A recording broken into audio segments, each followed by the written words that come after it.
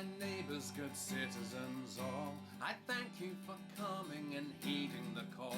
Let's rally the people and bring them all near. Sing out our songs for the whole world to hear. This is the cradle of all that we are. This is the heart of the storm.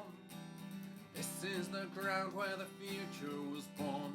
This here is Anvil and this is our home. Each song that we sing and each story we tell, each hero we name and each life that we sell, each breath and each beat of your heart is a beat of the drum.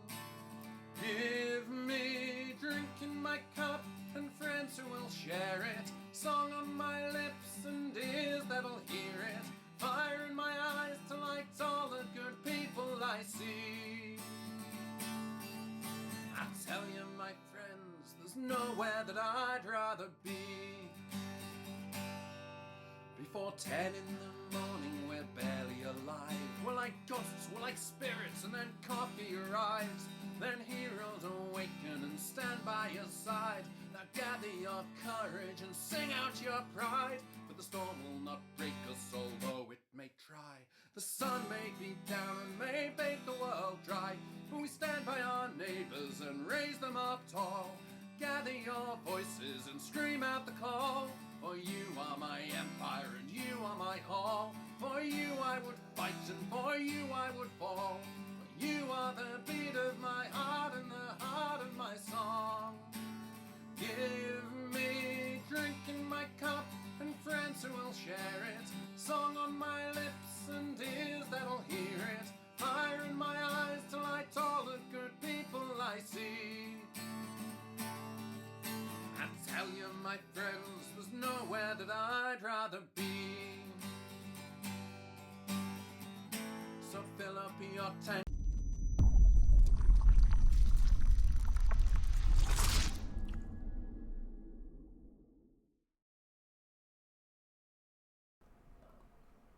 Okay, right, we are live. Hello, everybody.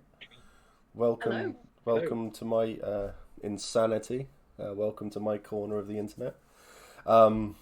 This very, very clean-shaven Steve is new today.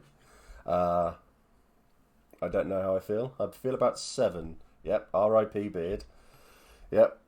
Cheers. Thanks, Hunt. Hi, Tiny. Hi, everybody. Yep, 100%. Did I fall into a hedge trimmer? Yes. Thanks for the bits, Tony, mate. I hope you're doing good. But yeah, we're here. This is something new. This is something new to me. Hi, Pat. How you doing? When I normally speak to people, it's because it's about LARP or something like that. So, but this is the beard or the guests. Both. Yes, both are new. I think is the best way to describe that. Just about 15-20 minutes before work. Oh, I'm sorry, man. Loving the beard trim. Cheers, man. Thanks, man. Thank you, buddy. Yeah, so this is something fairly new to me because this is, as many people will be aware, a while ago I got asked to do a voice for a new show that's coming up. That's being made. Quest of Ruin. So you can see the links all down there, over there. So so this is the first time I've ever really done anything which is like it feels like a more focused conversation rather than, because LARP, tabletop, all that stuff, it's a really broad spectrum of everything. So I'm bricking it slightly because I've got fuck all knowledge of podcasts. Voice acting, I've done it once, probably badly, and that was it. So yeah, we're here. So I'll get a little update on where we are at the moment. So as you can see above, we've done the 400 quid. We've 100%ed that one, and that's amazing. So we're gonna get Extreme Makeover Part 2, LARP Boogaloo. Which is going to be really, really good. Obviously, if we hit 600, we'll have a third person on it, which means I need to find another content creator to jump in as well to get a third person to do it. So, causing myself problems, and I love it.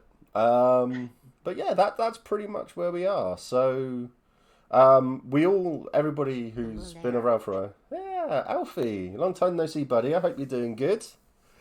So for people who have been familiar with the stream and everything, you'll remember Gina from a while ago. She's actually one of the OG interviewees that I've had on, so quite a while ago now. Yeah, it was back in February 2020, I think it was. Jesus. Something like that. Yeah, show my age there. My God. See, I had to shave to look younger. You just look young. You're lucky. I do. I get ID'd nearly constantly. I got ID'd once for party poppers. Really? I was 24 at the time. You have to be 16 to buy them. That's mental. That's absolutely insane. I remember just being very confused. So, do you let everybody know then? So you two are obviously Scroll and Dagger, the parent company of everything really that goes on with Quest of Ruin, and there's other projects that you're part of as well. So, do you want to? I know the feeling, Steve, as you saw at the pub. Yeah. Tiny's normally not that clean shaven. He was very clean shaven, and you just look like a wrong'un. So yeah, if you tell us about yourselves, tell us about Scroll and Dagger, Quest of Ruin, and everything, and then we can jump in. Because you've been on the show before, so we can start with you. So as Steve said, I'm Gina. You may know me on Twitter or other spaces as the Little Arper. I don't make as much content anymore, partly because I haven't been going to as many events, and also partly because I've been working on this podcast with. This is my partner, Gareth. Hello. So I'm Gareth Cadogan. Hello.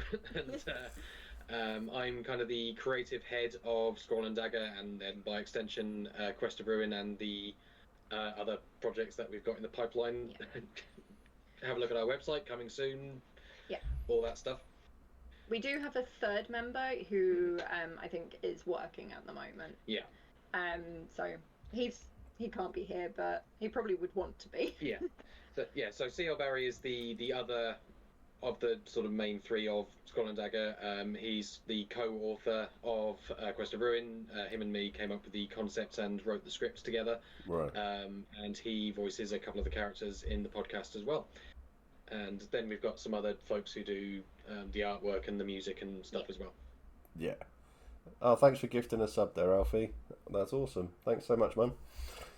So yeah, because I've seen all. I don't. If people aren't aware or don't follow anything that's going on Twitter, I've been described as a Twitter addict at the moment. I can't seem to stay off of it. There's a lot of artwork that have gone out about all of the main characters on it. So I have been tempted to do a little Abney one myself, but it'll just be a little stick figure with a beard. So because that's my talent when it comes to art, unfortunately. So I'm right there with you. My artistic talent is in maps. I can draw a very good map. You can. And that's about it. So you're responsible for the map underneath you at the moment, are you? Yes, I am. Wow, wonderful. That was a hand-drawn map that I've got in my notebook that I then digitized. I digitized using Incarnate, which is a really good map-making online tool. Nice. But yeah, that's my talent in the art world. Anything else, I am completely hopeless in. Yeah. So that's why we commissioned artwork from a friend of ours, and I think probably she is open for commissions. Yes. Under Terry Weevil. Excellent. That's really cool. So Helen's just put the link into Scroll and Dagger in chat. So I recommend people, like last time I was saying, go and check it out. Go and watch the trailers that have been put out, and it's all released. What time tomorrow is it? The first episode released? So it should go live at 7 in the morning. Mm-hmm. Seems like a very odd time, but it's hopefully to get kind of people on the way to work. Yeah. So is it on what platform is it on? Is it going on to? You can find it on Spotify, iTunes, Google Podcasts, Amazon, Audible, and probably some others. Yeah. because we Excellent. distribute it through. It's distributed through Acast, so they then take that and put it on pretty much all like the main podcast platforms, and we also have it on YouTube with closed captions if you want to read along with it as well. So, what makes this podcast different? Because I really struggle with podcasts. I struggle to sit down and just listen to things. So I've spoken to the LARP noobs about this because they said, "Oh, have you listened to this episode, that episode?" It's just like I can't. I really struggle with it. I don't seem to have the attention span to do it. I think the only podcast I've ever been able to listen to is Auntie Donna, but I think that their podcasts are the way that they behave, and after watching the TV show and their YouTube stuff, it's very you can picture it in your mind's eye a lot easier, I've found. So, have you found that when you're editing all of this and you're going through it all yourselves, are you finding it easier to? Is it fitting in with what you did originally? So you have your initial idea of this is what you think it should sound like, be like, to what it is actually sounding like when you've edited it. Best person to answer that, because obviously when you're writing it, you and CL, like, you've got kind of a clearer, not image, but sound in your mind, and I'm the one that has to make it sound exist. like that. Yeah, I think for the most part, you've done a pretty good job of being able to translate stuff as we kind of intended it to be heard. Sometimes there have been times where it's just like, I know what you've got in your head, but we can't do that because the sound effects don't exist, and so we can't make that reality. Yeah, there's been a couple of times where I'm like, I physically cannot make that happen. Yeah. Or just, I don't, or there have been a couple of times where you've just been like, I don't know what because there are like sound effect directions in the scripts as well. Yeah, to give me an idea of you know what needs to go where. And sometimes you'll just call me into the office and just like, what do you mean by this? And it's really weird because when you write something down, you know exactly what you mean, but then when it comes time to try and explain that to another person who doesn't have your thoughts in their brain, you realise, oh wait, no, this is nonsense, right? I know what I mean, but I have no way of conveying that to anyone else because I don't know what words would make that possible. Yeah, and there's been things where you've just gone, things happen, and I'm like, great. That is always CL who writes that. I've never written things happen as a stage direction. Yeah, I'm pretty sure that's happened once, and I complained because I was like, what things? What's happening? Also, so it has been a bit of a challenge trying to take what you and CL have written down and try to translate that into something that is, you know, able to go out into the world and have people understand what's going on. Yeah. Okay, we've had a couple of questions come in. Helen's asked, where does the inspiration for the writing come from? Well, for just the episodes themselves, or the inspiration for the podcast as a whole? Podcast as a whole. Well, yeah. Okay. Quest of Ruin, the story, I guess. Okay, so the origin of that, I think, goes back to 2019, right before COVID happened, because I think back then I was very much like you. I kind of listened to a few podcasts once in a while, but I didn't really get into them because, as far as I was aware, for the most part, podcasts were just like people talking about things that they knew about, which, you know, is fine. But apart from stuff, I enjoy listening to stuff about history or sometimes political stuff. But talking about like reviews and shows and stuff, I didn't really want to listen to that as a podcast. No. But then in 2019, CL actually sent me a link to the Magnus Archives, which is like a horror fiction podcast, an episodic podcast, and listening to it, that just it was like a moment of realization, because it was just like, oh wait, so podcasts aren't just non-fiction stuff, and well, so you can actually use this for storytelling, which is obvious when you think about it, because podcasts are basically just radio on demand, and radio plays have always existed. But I think because I had just such a fixed idea of what a podcast was at that point, I just completely failed to realise that no, you can do anything in a podcast, and it's fine.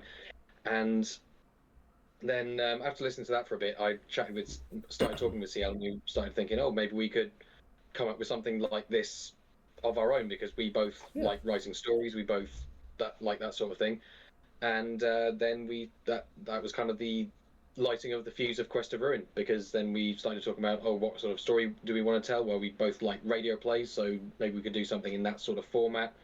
And then you both enjoy fantasy. World building, and it just kind of snowballed. Yeah, pretty much. And when you guys came to me and you were just like, "Hey, we've got this idea," I was like, "Okay." Can you edit it? Because I don't know how editing happens. And I was the only one with any experience at the time, because I used to do YouTube videos. But that was a challenge in itself, because I'd never edited any audio. So that was a steep learning curve. Yeah. I feel your pain on that one. There are people in my community who have done editing at like I say on an almost professional level, and then they watch my stuff, and I'd like to think I've given them a mini heart attack or something. That's the goal. But they send a lot of messages just to say, have you tried this, and this? That's just like, I have no idea what you're talking about. Look, just don't talk to me like an idiot, please. and then we can go from there. So, but small words. Yeah, that's literally it. Like, treat me like you're speaking to a toddler, I think is the best way to describe it. And even then, I probably won't listen. So, well, I think for us, editing wise, first of all, it was the learning curve, but then after that, it was just doing it over and over again. Just that practice, we just gradually got better at it, and we went from taking like 2-3 months to do one episode to I was able to do one of the episodes in basically almost a day. Yes, you were. Like, there were a couple of things. After all the prep work, this was a very good day. Like the actual, because there's a lot of going through the audio, choosing the lines, and then there's like the actual editing of the scenes. That bit only took me like a day for one episode. I had a lot of caffeine. And I had nothing else to do. So for any aspiring voice actors here, then, when you receive your lines, when people are sending you their lines and things like that, what's the best way that they can do it? Do you like it do you prefer it when they send you one big audio file of them doing everything, and then you have to chop it up? Do you prefer it to do one little file of one line, like, and do it like, so you'll get 20 different files and it's all of one line? Yeah. Me personally, I prefer it all in one, because yes, there is a lot that you then have to just go through and chunk, but then at least then it's all in one place. Then you don't have to load up loads of different files onto the same. I'm kind of with you there. Yeah, and it's also easier in terms of the prep work when it comes to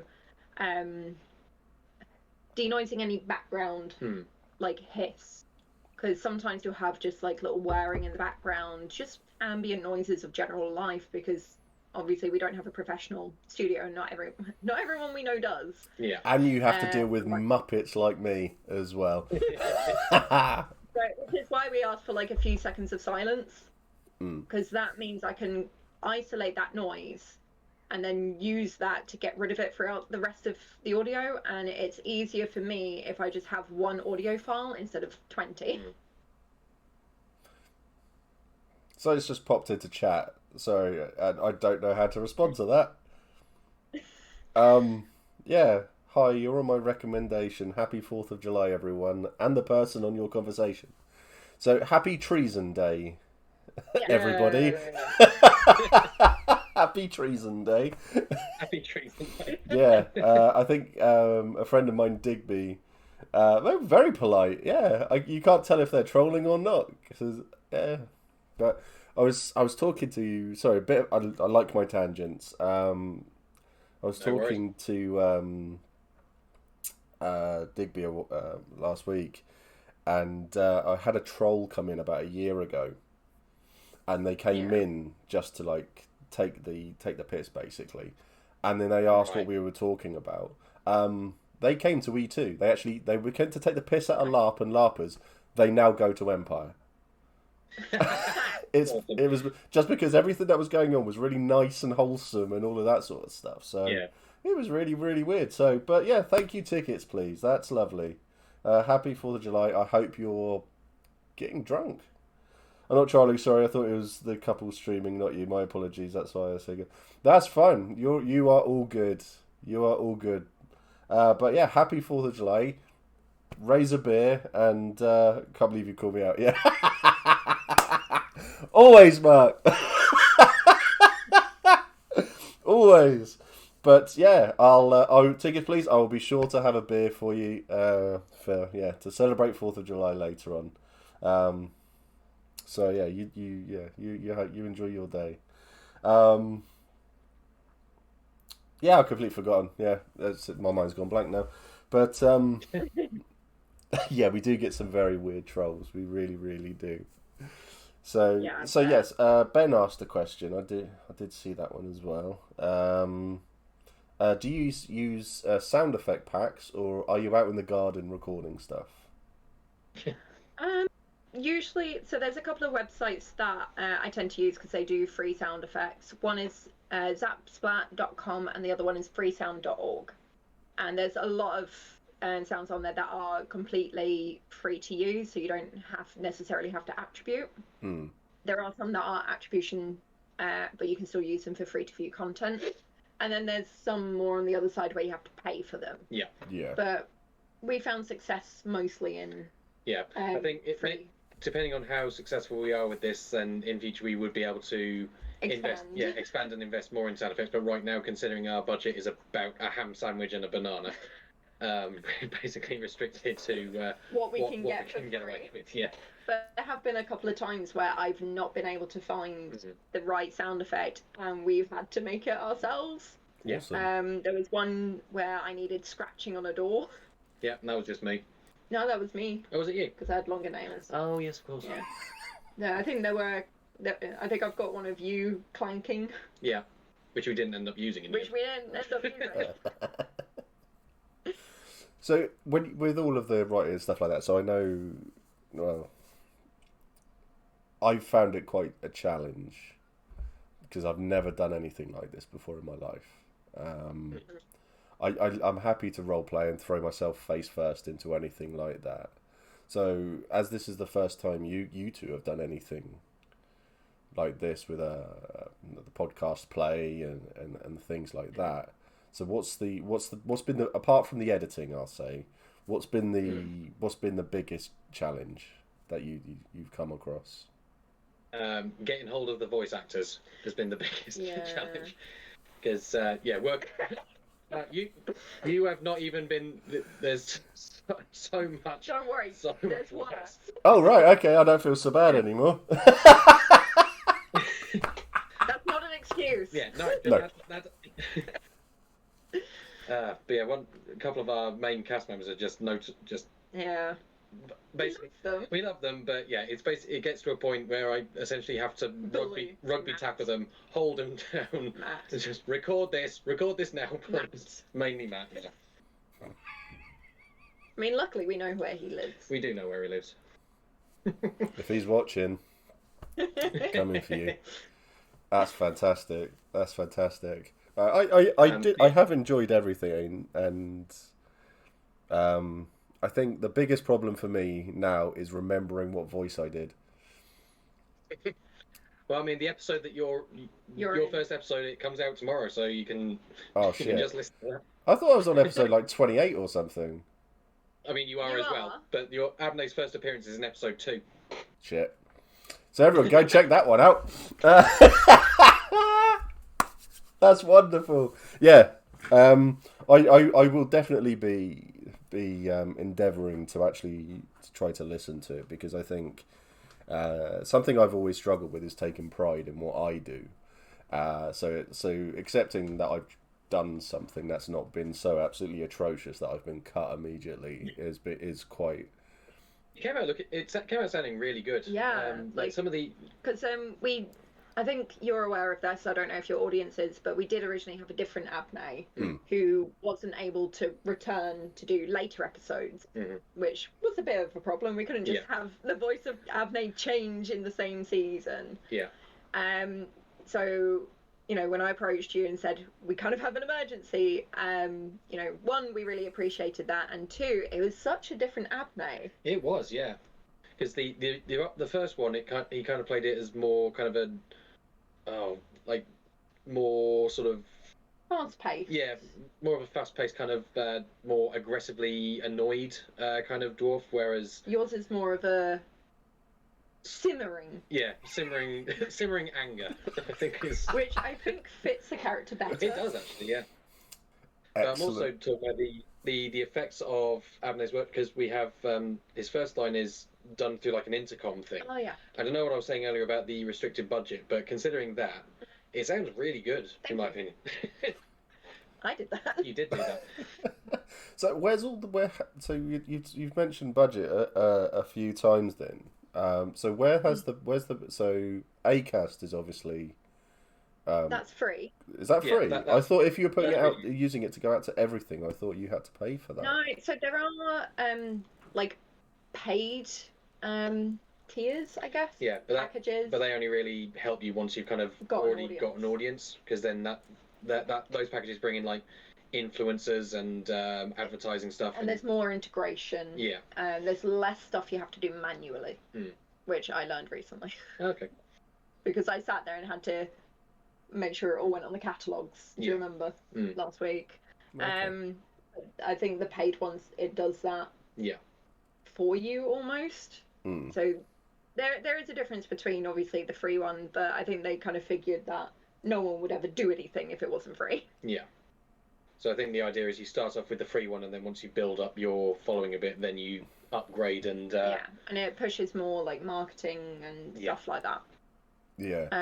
Yeah, that's free. The software that I use to edit and the software we use to record, that's free. Yeah, because those were just our own computers. Audacity or Audiotonic, depending on which version you have, that's been available for years. The only real expenditures have been the microphones, because that just came out of my own personal money, because I sent a new microphone to pretty much all the main cast. Yeah. Apart from those who already had a decent quality mic of their own already. Yeah. Yeah, I like my little Blue Yeti. It's a wonderful little thing. It's really expensive, but it's scarily expensive. So have you been able to pay for like any advertising anywhere or anything like that, apart from, well, I would say me, but you know, I barely count myself as anything really. So it's you've got there's other places that you can do it, because I think the YouTube the tabletop community is huge, absolutely huge. Well, so we've got a writer friend of mine on Twitter. They've been doing a couple of like tweets, so they've already done one, and they're going to do another one tomorrow to say it's available now, which we've paid for.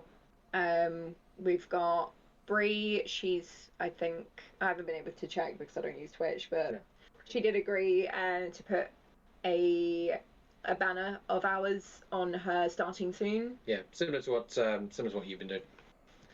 Yeah, but mine's throughout the entire stream. It's on there for like an hour and a half. It's not just a couple of minutes at the beginning, you know. I'm not comparing at all, just saying I'm better. It's And Seal has got a video coming out soon. Yeah, I think that's probably going to be coming out this week at some point. So, because he's very well known in the cosplay community for Critical Role. Yeah. So he's got a bit of a following on YouTube as well. Nice. That's really cool. And then the rest of it is just kind of us yelling. Yeah, the annoying thing about this is that marketing is great, and obviously every little helps, but the reality is it kind of all comes down to word of mouth. You just have to ask people to just, if you like it, tell everyone you know, please, please, please. And if you don't like it, tell them anyway. Yeah, and if you don't like it, tell them anyway, because maybe they'll enjoy it. Yeah, I think that's the thing. I think being honest about everything that goes on is a very big thing. So, I mean, at least where I'm saying to people, I can't really listen to podcasts, but I say I do. It's about trying, isn't it? And different ways, different mediums, and stuff like that. So, it might just be the fact that I struggle when I'm just sat down at home. I might have to find another way of doing it. So. Yeah, I struggled a lot with podcasts as well. There's only kind of certain situations where I can actually listen to them. Like, I think cleaning is one that I can do it. Yeah. Like, I can listen to a podcast while I'm cleaning because cleaning doesn't really take up much brain space. It's just, I've got to clean. The other one is when I'm on the bus. If I'm on the bus, I'm not doing anything apart from waiting for my stop. Yeah. So I guess the best way I could describe it is if my brain is idling, that is the best time for me to listen to a podcast. Unfortunately, my brain is usually like 50 miles an hour, just constantly going. Yeah, same. Yeah. But it's easier for me because my day job, it's basically just admin work, and they let us listen to stuff while we go. So I'm basically just sat at the desk for 6 hours, just doing pretty menial stuff. Yeah. So I can just plug in and listen to 6 hours of audiobooks, podcasts, music, whatever. That's really cool. I churn through them quite quickly. Yeah. So I think some people, it's not their medium, but that's also why we've kind of put it on YouTube with captions. Because some people prefer a visual, and if you're hard of hearing, obviously podcasts aren't really going to work for you if they're just audio, which is why we've worked really hard to make sure that we've got captions on YouTube. Yeah. And we will be uploading transcripts as well. Yes. That's cool. That's good. Helen's asked, how long is the podcast going on? Is there a sequel in the works? So, season 1 is 30 episodes. Yep. And season 2 is currently in pre-production. Yep, we're about halfway through writing season 2, so there will be a sequel to it. And yeah, season 1's got 30 episodes. We're going to be releasing it fortnightly, so every 2 weeks. So I think season 1 should be coming to an end around June 2023-ish sort of time. Yeah. Yeah, just over a year. Yeah. Okay. And then we'll see where we are in the process of making series 2, and then we'll probably be giving out the release date for that. Yeah. Nice. Helen's asked, what's the most rewarding part of the project? Listening, I think, to the final. Like, when we've actually sat, we've done all the work, it's finished, and we just listen through it and we have no more notes. Yeah. That's probably the best part. Yeah, when we get to that 85%. Like, we're stage. done. Yeah. We're happy. Because I think, because we were talking about this a little earlier when talking about how when you're creating something, you always see like flaws in something. You always think, oh, I can just make this tweak. It can be better. So we kind of agreed that when we do the final listen to it through, as long as it is 85% good, that's it. Because if you lock yourself into that sort of cycle of it will never making little tweaks here and there, then you're never going to finish. Yeah. Because you can always you'll always be able to find something to improve. Oh yeah, I think perfectionism is a good thing, though, isn't it? At the end of the day. Oh, absolutely. But there is a stage where it stops being it stops being something that you're aiming at and starts being something that's holding you back. Yeah, I think so. So what's been the highlight for you so far? What's been throughout the whole project, from where it was just a thought at the back of your mind to now? What's been the absolute highlight for you? Thinking, that's something I'll always remember. I think for me, I don't know if it would be the highlight, but it's definitely a highlight. Would be the first table reading when we got everyone together to do the first few episodes all together, because I think that was when it stopped being just an idea that we'd had and some stuff that we'd written down, and it turned into an actual thing that we were now working on. Yeah. Nice. Yeah. I mean, one of my kind of highlights is because we have kind of beta listeners, so we have like a select like family members and the cast members, by the main cast, they get kind of first dibs on listening before, to give us feedback and notes before we release it. And one of those people is my mum. And one of the most rewarding things was her saying, I've stopped listening to give notes. I'm just enjoying it. Good. And and considering, one, podcasts aren't really her thing. Two, fantasy isn't really her thing. And three, your mother is very hard to please. And my mum is kind of hard to please. No comment. Sorry. No more questions, Your Honour. That's really So good, though. saying. That's Saying kind of that what you're I after, agree. isn't it? Yeah. Absolutely. That's I mean, perfect. even your brother said he's finding it harder and harder to, like, whenever he's making notes, he's trying to be really nitpicky, and then he feels bad. So has everyone who you've had listening so far then have they picked have they got a favourite character so far, or? My mum likes Yayla. My dad. I think that's because Leah is from Cumbria, and that's where my mum was born. Yeah. My dad really likes Belink, the goblin who is big into explosions and stuff. So I think he wants a T-shirt that just says "boom." he does. He does want that T-shirt. Nice. That does sound like a good T-shirt, actually. That's something I could get behind. So what about you two? What are your favourite characters? Just can't be the ones that you're voicing, obviously. Oh, okay. Okay, I'll go first. So I voice two characters in the podcast. So just to explain to folks watching, there's kind of two worlds in the podcast. There's the fantasy world, which is where the majority of the action takes place, and then the framing device is this group of friends who are ostensibly in our world, and they're playing what they think is a tabletop role-playing game, like a D&D style game. Yeah. And so the two characters I play Lathar, who is the elven warrior in the fantasy world, and then I also play the game master in the real world. Yeah. So I voice myself. You voice Gina. Gina voices Gina. So one of the players in the real world. And I voice like a couple of other kind of background characters in the fantasy world, but in episode 3 you will hear me as Elowen Hilfert, a halfling child. Yeah. Excellent. Okay, that's cool. So do you have, apart from the people that you're voicing, do you have a favourite character that you enjoy listening to from other people, or? Yayla's always fun to listen to. Yeah, it's fun to listen to. She's just very sassy. So that's always fun and funny. All the sass.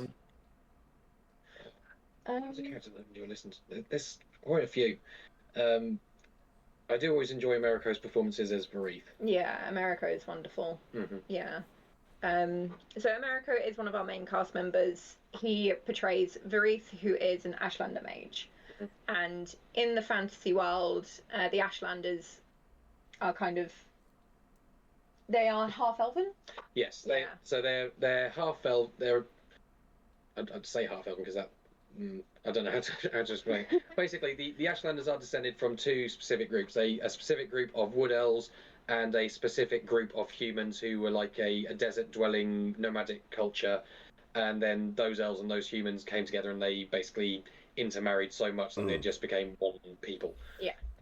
And as you'll have seen in the character art that we've released, Varith is black, and it was very important to us because at the time we were kind of developing. It was 2020, so there was controversy over white people portraying people of colour in cartoons, in voice acting. Yes. Yeah. So I said we need a black person to portray a black character. Yeah. And Americo was the perfect choice anyway. Yeah. So. Yeah, the voice that he chose for Varith was just spot on. He was perfect. Yeah. So if I've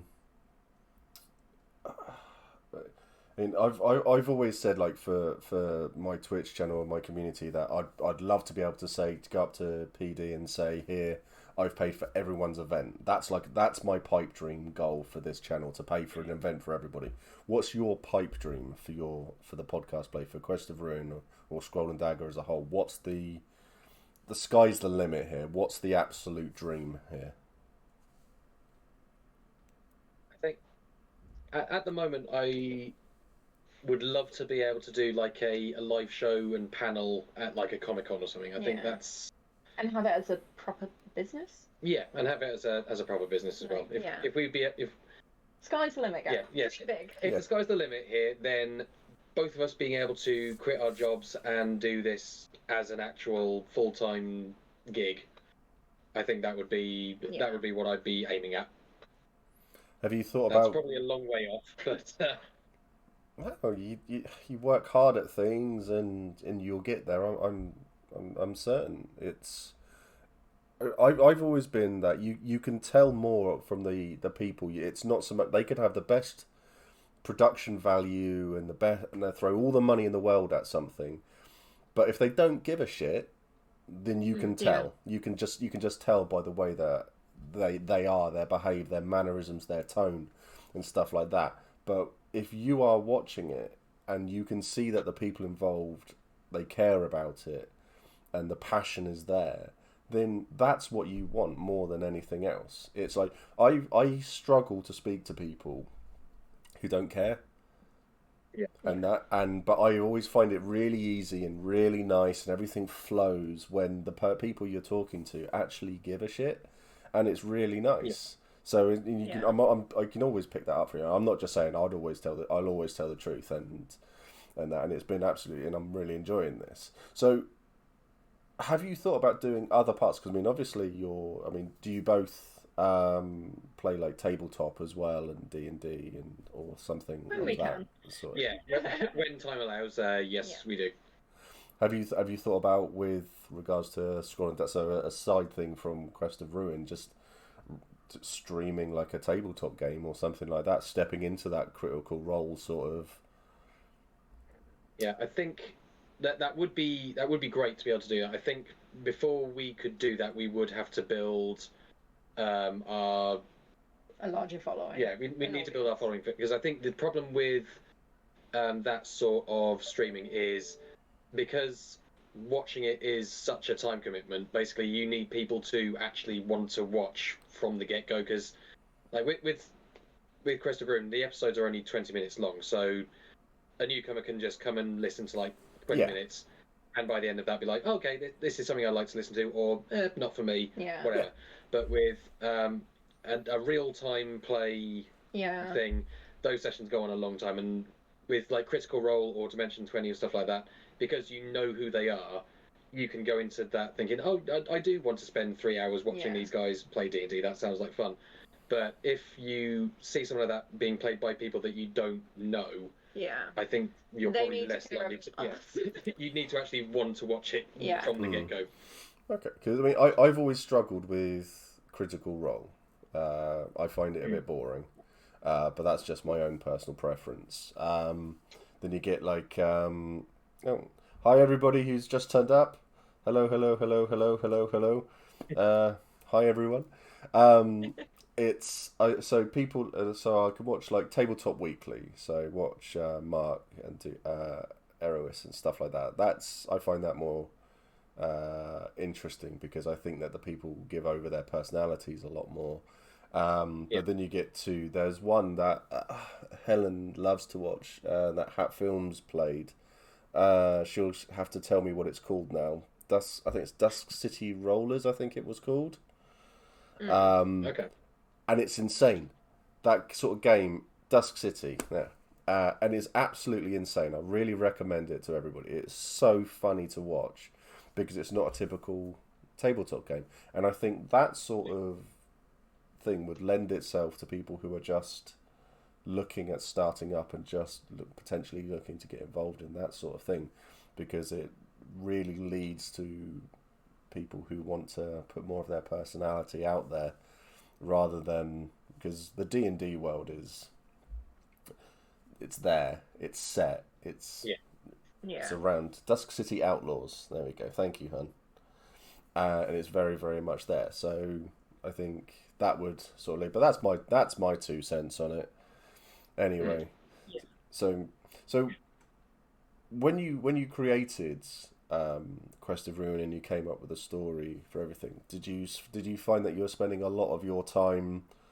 Oh my god, we've actually hit the troll now. Oh. I don't know. Someone wield the ban hammer. Do your thing. Someone, I've got a. There are. I think I've got a couple of mods on. There we go. Why did you delete Dolly's message for? That was weird. Hey Digby, how you doing? Dolly, sorry you got your message deleted as well. I don't know why. Yeah. So, how did you find when you were creating the world? Did you? Because I find that I like listening to people who create all of this stuff. Did you find that instead of you're just writing a script, you think, okay, well, we're talking about like this place now, so so we now need to create that place and a lot of the lore around that area now, and then it just sort of grew and grew and grew. So you've started off like this, and then it's just really, really gone wild. Yeah. Yeah. Absolutely. I think when we were when in the build up to writing the first episode, we were talking about. So we started talking about the main five characters in the fantasy world. Yeah. And so that got us thinking. Okay, so where does this character come from? Where does this character come from? What made them that way? What are these areas like?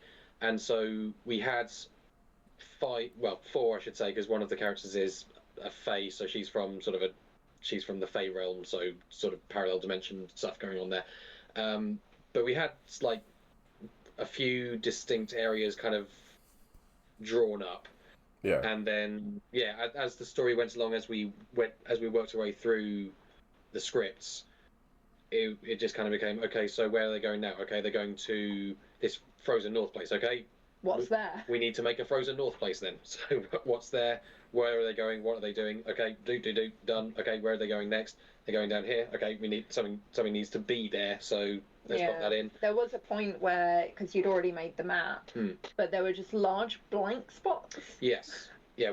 I think when I first did the map ahead of episode 1, it was basically just I drew the continent shape, and then just like, okay, that's home area for character 1, that's home area for character 2, that's home area for character 3, and then that's going to be a northern area. We'll come back to that. That's a desert. We'll fix that later, and that sort of thing.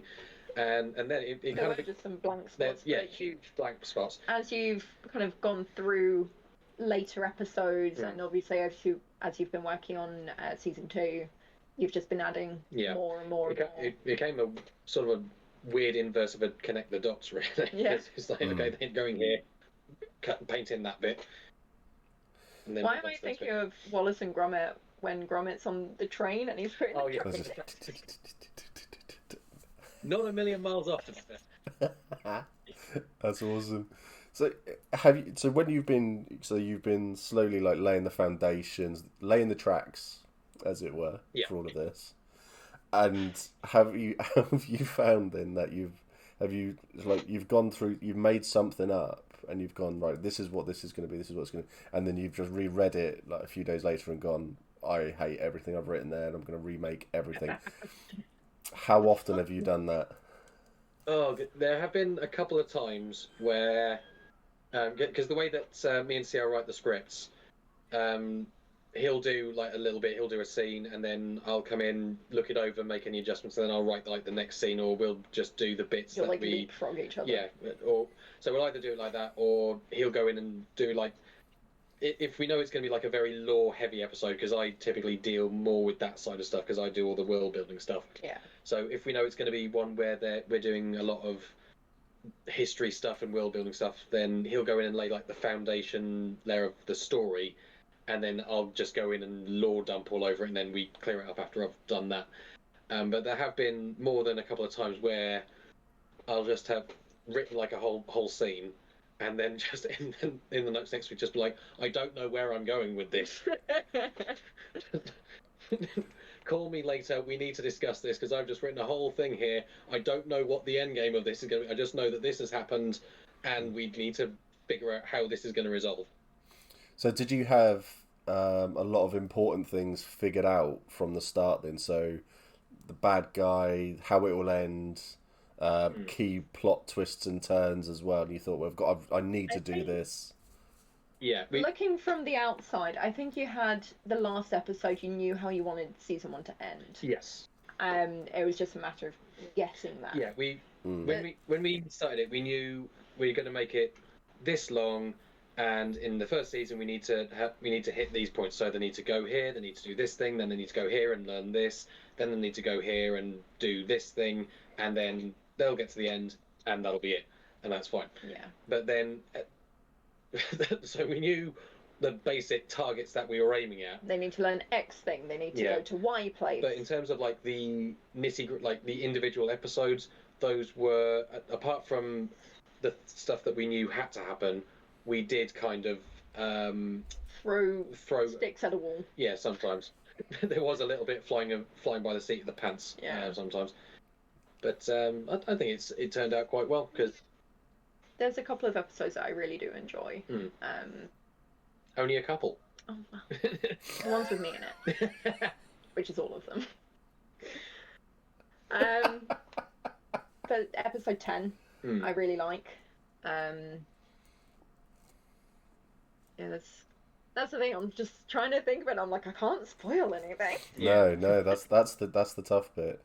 I'll derail you both now with another question then from chat. How do you keep track of characters, places, history, etc. as you write more and more? How big is your notepad? This is the that's the show Bible, and that's got all the broad. I'm opening that the wrong way around. But yeah, that's got each individual episode, just like the planning notes for it. And then I've also got all the... Oh, you're going to take it off, like... Well, I don't think you can read it. Here's the history. Jesus. The history is like 10 pages long. And that's all just... That's backstory stuff. That's probably never going to even be in the podcast, but that's... Well, you don't know, do you? Until, season 3... that's true. Yes. Season 3, we've got some guy from this other time, just like, hello. Yeah, bring in time travel. That will really, really ruin your notes. No. Nothing good ever happens by bringing in time travel. No, never does. Never does. Invitation to potholes. Yeah. So have you, because where people are playing two characters, so they're playing the real world person who's playing the tabletop game, essentially. How have you taken into account problem players? So you have this really set piece of plot that you want to run, but every single tabletop game has one where the player will go, that's great and all, but I want to go and do that instead. Have you come up with anything like that, or? There are a couple of moments where the party kind of splits off because everything's scripted. Yeah, everything is scripted. So, but we do have kind of nods to like D&D culture and stuff like that. Yeah, cool. And there are a couple of times where the party will split off basically because one of the characters does something stupid, and so they split off and they go one way, and then that because so especially in the early part of series 1, quite a few of the episodes are quite episodic. So it's kind of monster of the week. Yeah, it starts off, there's a thing, there's a problem needs fixing, they go deal with it, and it's resolved, and then the episode's over. And I think most of the earlier stuff is where we get a lot of the party goes woohoo, for want of a better word. Yeah. So we kind of have nods to that, but I think after the kind of the halfway point where we start really kick off the meta narrative, the overarching storyline, the problem player stuff is this is difficult. It's really hard to know what to say without giving away spoilers yet. Yeah, true. But I'd say after the halfway point is where a lot of the problem player stuff, it becomes more attached to the overarching plot and the sort of more insidious stuff that's going on behind the scenes. Because I think something that we haven't really mentioned yet is that this is a dark fantasy story. Right, So okay. there is, so dark fantasy, if for anyone watching who doesn't know, is basically fantasy with elements of horror. And the sort of horror that we are sort of tapping into is the more sort of eldritch, creepy horror rather than the more sort of overt, bloody, stabby, slashy type of horror. So more Call of Cthulhu than traditional Yes. D&D. Okay. Yeah. That's cool. Because you think D&D, you do think, there's evil, but it's generally... More swords and sorcery, high Yeah. fantasy style. Whereas this is a bit, like, pre-season 1, it could have been. Like, if we'd done the story Lepard's backstory, essentially. Yeah. It could have been. But at the point in the world's timeline, no. I guess the sort of an equivalency I could make is imagine a group of players who start a campaign thinking they're playing D&D, but they're actually playing Call of Cthulhu. That's awesome. I like That's that. a really good way of putting it, actually. Nice. I like Because that. I play Call of Duty and there's some... Yeah. Yeah, I have to ask about the sort of players who go off and do their own thing, because I am one of those players, unfortunately. So we did a couple of Call of Cthulhu streams, and I think I ended up shooting people in my own party twice, because why not? But Just because you'd been mind warped by an eldritch thing, or just because? Just because. No, he was an alcoholic sergeant in the police force, and just shot him in the back because just why not? At the end of the day, you've got the thing is I like about all of this, and I know because I've read my parts of the script and stuff like that, so I've seen little bits. So obviously I'm not talking about what I've got up to. And I will add for everyone in chat, everyone watching as well, that when it comes to the best character in the show, that they are both incredibly wrong with this, because Abney is obviously the best character in the whole thing. Just put that one out there. Everyone have to have a listen to episode 2 tomorrow, because you'll hear my simmering dwarf. I like that, simmering. I'm gonna have to use that one a lot more. Simmering anger, I think, is a good way of describing Abney. That's wonderful. So, how nervous are you right now then about releasing everything tomorrow morning? I guess the closest I can get to describing it is it's similar to, because I used to do a lot of stage acting. Okay. Way back in my school days. But it's similar to how I felt before going on to perform, because it was like, I know all my lines, I know everyone knows what they're doing, I know it's going to be good, but I'm still terrified. Yeah. It's that. Yeah. I got those nerves. I think for me it's more like, I'm not nervous, I'm just like, let's just get it done. Ah. You're just weary at this point. I'm just like, just get it out there. That's really cool. That's really good. This has been on my mind for a few days now, because I knew it's been coming out, and I've been sat here thinking, I don't know what to think about it all. And I know I've only got a small part in it, but I mean, playing like the key character for the whole thing is just like weird. I'm not that important. I'm just in it for a bit. But it's I mean, you say that, but again. No spoilers. No spoilers. Let everyone find out. Yeah, Abney's, though he is only in episode 2 and then sort of the last 3 episodes of the series, he is basically involved in very pivotal stuff in the overarching story. So, I mean, you say it's a small part, but it's not really. Yeah. It's quite an important role. Yeah, I think I'm more nervous about this than when I did the trailer for the Rustler Grand Theft Horse. Oh yeah. Thing. Yeah, I remember that. Chai was in that as well. Yeah, Chai was in it, and yeah, I think everybody was very typecast in that, because everyone who was in it pretty much goes to Empire. So Yeah. so I wasn't nervous about that at all because I'm face to face with people, and you just That's been one of the challenges about doing that over the last couple of years, because obviously COVID. Yeah.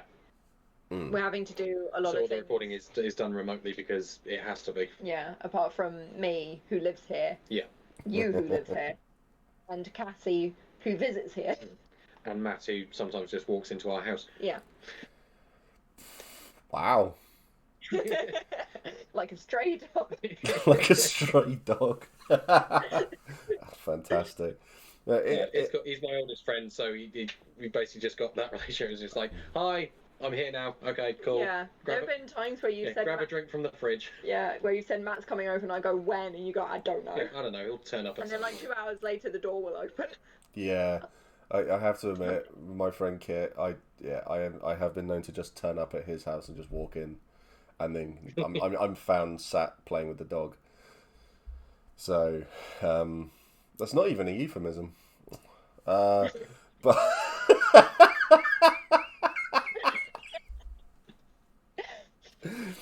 someone had to drag this through the floor. Right now.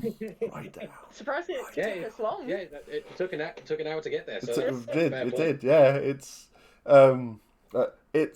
I struggled with the voice thing because I like to do things. I prefer to do things face to face. But I think as I got into it, it was a lot of fun. It was a lot of fun to do because you don't realise how much of a character you get to know just by a few words on a page and a voice, and then you get a rough idea. It's like I've got an image in my head of what he looks like, and it's like gloin on acid, I think is the best way to describe it. Steampunk gloin. Yeah, steampunk gloin on acid. You're just like, oh yeah, just something just off his tits, basically.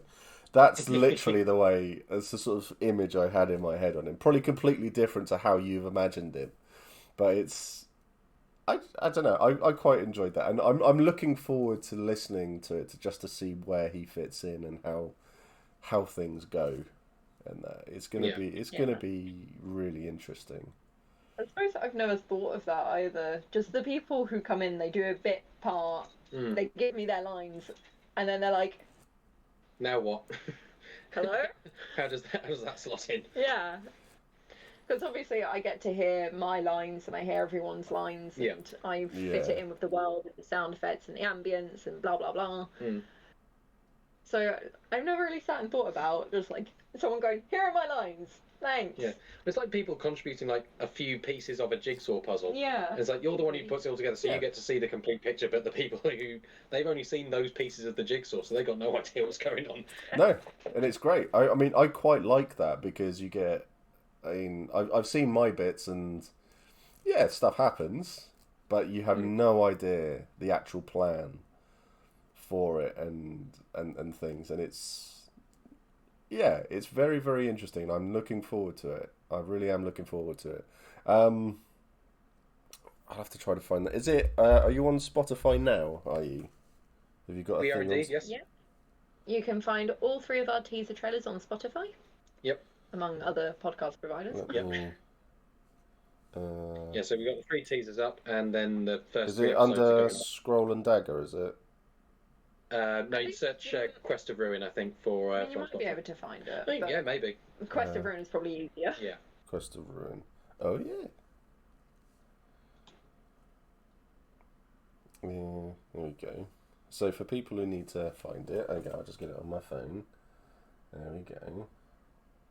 Strange, the logo's not come up. It does not. I think it sometimes just takes a bit to load, but it does come up eventually. I've checked. So you got all 3 launch trailers on there, so I'll follow that. In that, so all 3 launch trailers are on there. So go and give that a. And those are very easy listening. I think the longest one is about 5 minutes. Yeah. Yeah, it's. I mean, the trailers have been quite yeah, I put them on in the background, and there you go. Cheers, Ben. Thank you for doing that. So that's the link to Spotify. So go and chuck that, and then I'll put a link in to the Discord as well, and get everybody to go. Other providers are out there. I've got Spotify. It's easier. I'm following it now. It'll just appear for me. Yeah. Keep it like simple. I said, we're on iTunes. We're on iTunes. We're on Audible podcasts, Google podcasts, I think, as well. Samsung, I think. And there's like a couple of others that I've not even heard about that we're currently on. Whatever your usual podcast provider is, if you have a look on there, you probably find it. And then, if you're not on any podcast provider, we are, all else fails, we are on YouTube as well. Yeah. So you can listen to us on there as well. I will add that if you listen on Spotify and they get to a certain amount, that is when you will start to earn a little bit of cash money. And that is that would be a lovely thing for you two to have as well, to help out with costs. Absolutely. And stuff like that, because obviously getting stuff started up, it's really expensive to get stuff started up. Yeah, we've been incredibly fortunate because we've got close friends who have been able to do it just to help us out for free, essentially. Yeah, it's, I mean, I know how it feels to start everything up, because I mean, like, recording equipment, PCs for edit, all the things that you need to start up, everything is really really difficult. So I suppose I've never really thought about it for a podcast how difficult it is, because I mean I know you've offered to pay me for stuff like that, but don't worry, you use it for what you need, so don't worry about paying me for anything. Just do what you need to do with it and advertise, grow. I really hope you're successful, because it's nice to speak to people who are very passionate about what they're doing and have actually put so much time and effort into writing that Bible that you've got there as well. So it's not even my only one. So don't worry about paying me for anything. Just focus on what you're doing and keep it going, because I have to get you both back on again, or hopefully get all three of you on. Go in a few months when we know when you're so many episodes in down the line, and Abney has become a cult hero. He will, damn you, down the line, and and everyone's been able to listen to a lot more of it and knows the beginning of the story that you're trying to tell. And it'll be absolutely so we'll get you back on and we can actually go through it all, and I'll actually know what I'm doing. The question is, when do we get Steve's outtake recordings? I didn't send my outtakes, thanks. That's the safest way, because if we find bloopers, we note them down. Yeah, we have a whole notebook full of bloopers. Well, now. I currently have, I think I've got 3 episodes to record, haven't I? You do indeed, yeah. So I'm gonna swear so much, and I'm gonna make it so bad for you that you're gonna have to release an 18+ version. It's we probably have to do that anyway, because I think most of the outtakes, because they happen when Matt comes around here, and you're at Matt's. I'm at Matt's, and we're recording together, because he's my oldest mate. We've known each other since we were 4. So much nonsense. And so we just. Anytime we get on a tangent, it is just 10 minutes of just both of us just talking absolute Drawbacks are the rave. That was a whole thing of itself. That's a reference you're not going to get yet, but you will. No. I had to listen to that. What the fuck's a summer flange? Some outtakes are legendary. Yeah, Samuel L. Jackson is a dwarf. I'm not that talented. Oh, it'd be glorious. Yeah. Explosions, motherfucker. Did you hear them? Yeah. Yeah, that's really cool. I mean, so 7 o'clock tomorrow morning. First episode's out. I'll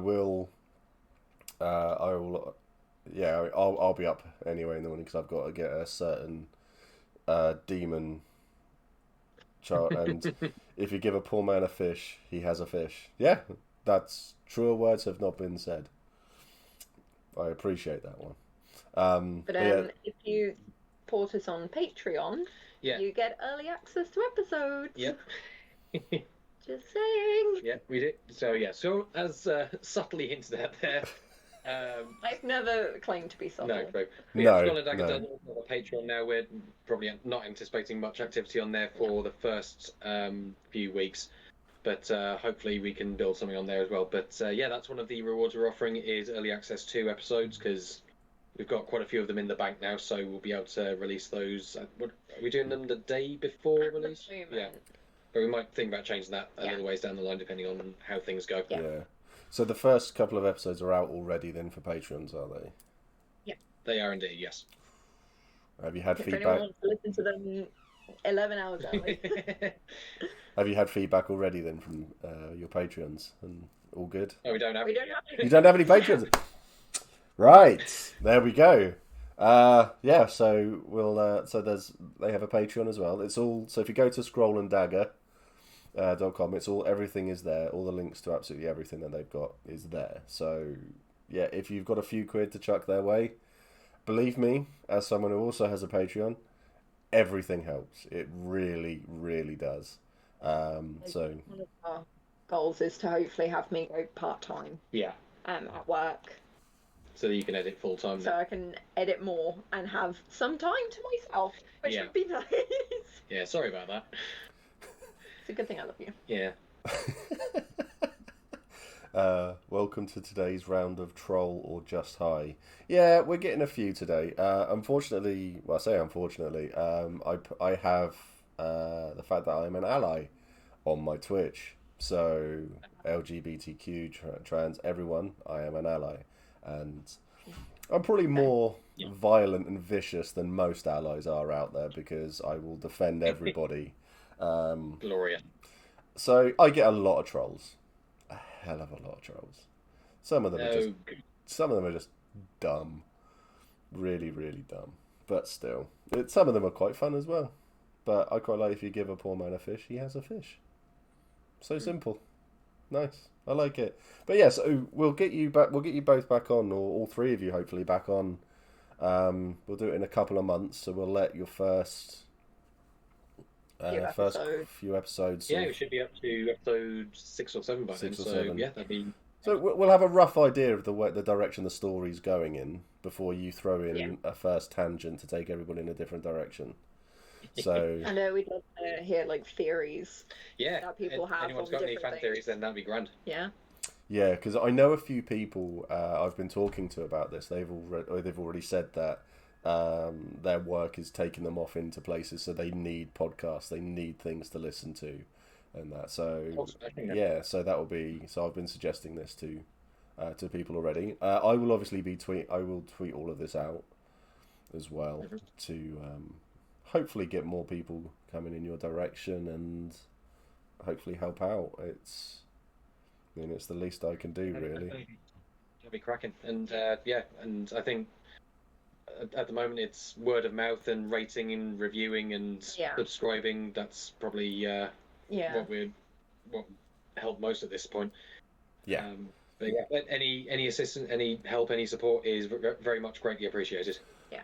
Oh yeah. Thank you. Oh yeah. Believe me, I know. So it's the subscribe, the follow, the bits. The if anyone has Amazon Prime and they haven't subscribed, then do it. But then again, though, of streamers of this size, they don't normally have 60 something subscribers, which is wonderful. For me, because it all gets to pay for these makeover things and everyone help out and stuff like that, because it's a wonderful community and everything. If you ever need any help with editing, I'm happy to help out. My editing consists of me sat there getting really angry and shouting at the computer, pretty much. Hey, me too. That's why I do the editing. That's why you do the editing and I just do the prep work. Wonderful. So, I mean, hearing more of Steve's lovely voice is always a good selling point. Is it, though? But still, yeah. So, I'll have to call it there, because me and the other half, we have a trip to Tesco's ahead of us. Oh, exciting. So, yeah, I live the high life. I literally got in from work, and I've sat down, so I haven't even eaten yet. Oh, yeah, you need to go eat as well. But what we'll get this Tesco date, definitely, Ben, definitely.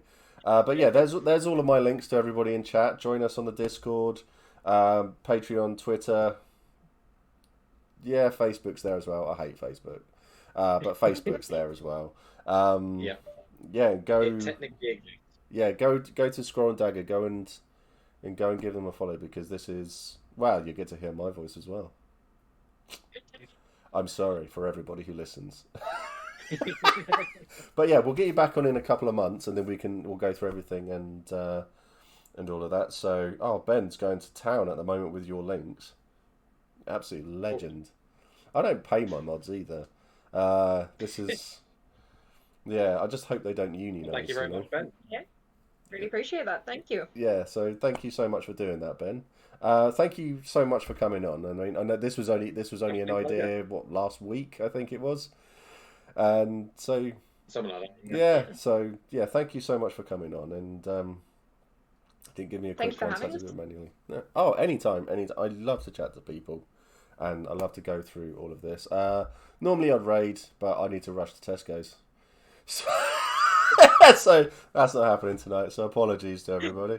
So yeah, but thanks for coming on, everyone in chat. Thank you so much for watching. All mods should be paid, apart from Bolum. 100%. I've removed Bolum as a mod now, until none of the other mods turn up and Bolum's there, and then he'll become a mod again. So you know, but yeah, give it a watch. Oh yeah, Bob. People have been asking to see Bob. There you go. Here's Bob. So Bob is, this is the Hefty Yeti. This is the actual Hefty Yeti that Ben's wife Emily made. And Bob is an absolute legend. So, yeah, so thanks everybody. Take it easy. Look after yourselves. Stay safe. All of that stuff, you know. And everyone in chat, I'll see you all soon. And bozy boys. Right.